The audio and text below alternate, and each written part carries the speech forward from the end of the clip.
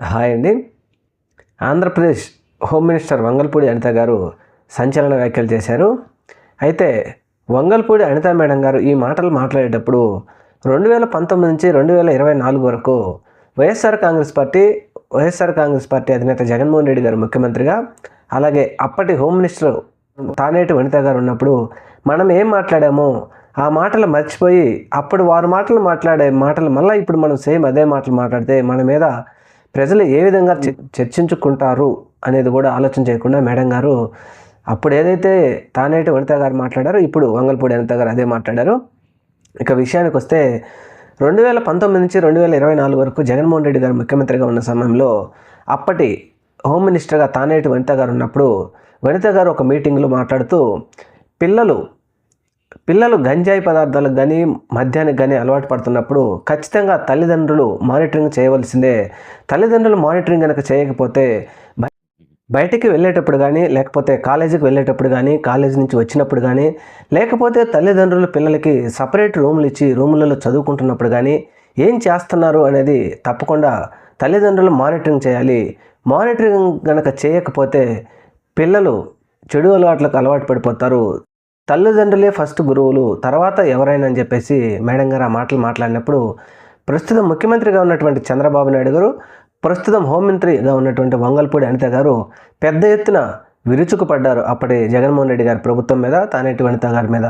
మీకు అసలు ప్రభుత్వం అంటే ఏంటో తెలుసా? హోమ్ మినిస్టర్ అంటే ఏంటో తెలుసా? అసలు ప్రజల సంరక్షణ గురించి మీకు తెలియదు, పిల్లలకు భవిష్యత్తు గురించి ఆలోచించడం మీకు తెలియదు, తల్లిదండ్రులు చూసేదానికి మీకెందుకు ప్రభుత్వం ఇచ్చిందని చెప్పేసి పెద్ద ఎత్తున విపరీతమైన వ్యాఖ్యలు చేశారు.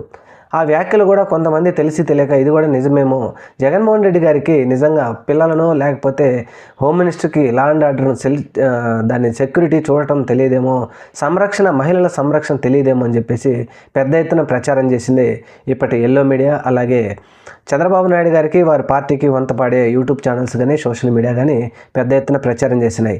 కాలమ్మకి ఇరున తిరిగి 2024 సార్వత్రిక ఎన్నికల్లో అనూహ్య పరిణామం వల్ల కూటమి విజయం సాధించిన తర్వాత ఈ మధ్యకాలంలో మనం చూస్తూనే ఉన్నాం, తెలుగుదేశం పార్టీ ఏం చేసినప్పటికీ బూమరాంగ్ అవుతూనే ఉంది.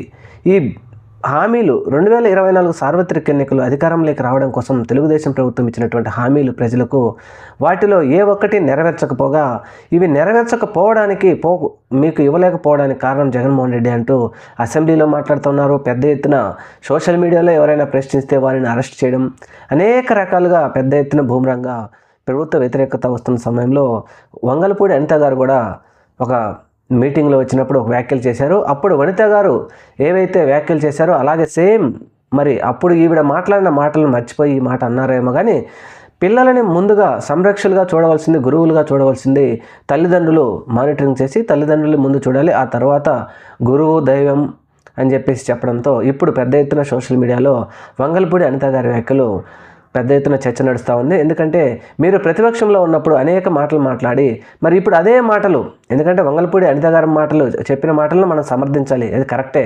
అప్పుడు తానేటి వనిత గారు చెప్పినా ఇప్పుడు వంగల్పూడి అనిత గారు చెప్పినా కరెక్ట్, దాన్ని మనం సమర్థించాం కాదనం. ఎందుకంటే పిల్లలని వాళ్ళు ఏం చేస్తున్నారు, ఏం చదువుతున్నారు, ఎలాంటి అలవాట్లకు పాల్పడుతున్నారు అని చూసుకోవాల్సిన బాధ్యత ముందుగా తల్లిదండ్రుల మీదనే ఉంటుంది. కాబట్టి ఆ మాటలు ఎవరు చెప్పినట్టుకి మనం కట్టుబడి ఉండాల్సింది, దాన్ని మనం సమర్థించవలసిందే.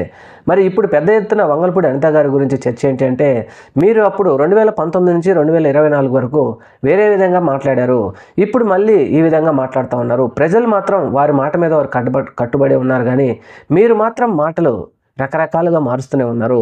మరి అప్పుడు మాట్లాడిన మాటలు కేవలం అధికారం కోసమే మాట్లాడారా? మీరు ఇప్పుడు ఏ మాటలు అయితే చెప్పారో అప్పుడు అవే కదా మరి వనిత గారు చెప్పింది అంటూ పెద్ద ఎత్తున సోషల్ మీడియాలో ఆవిడ మీద ట్రోల్ చేస్తూ ఉన్నారు.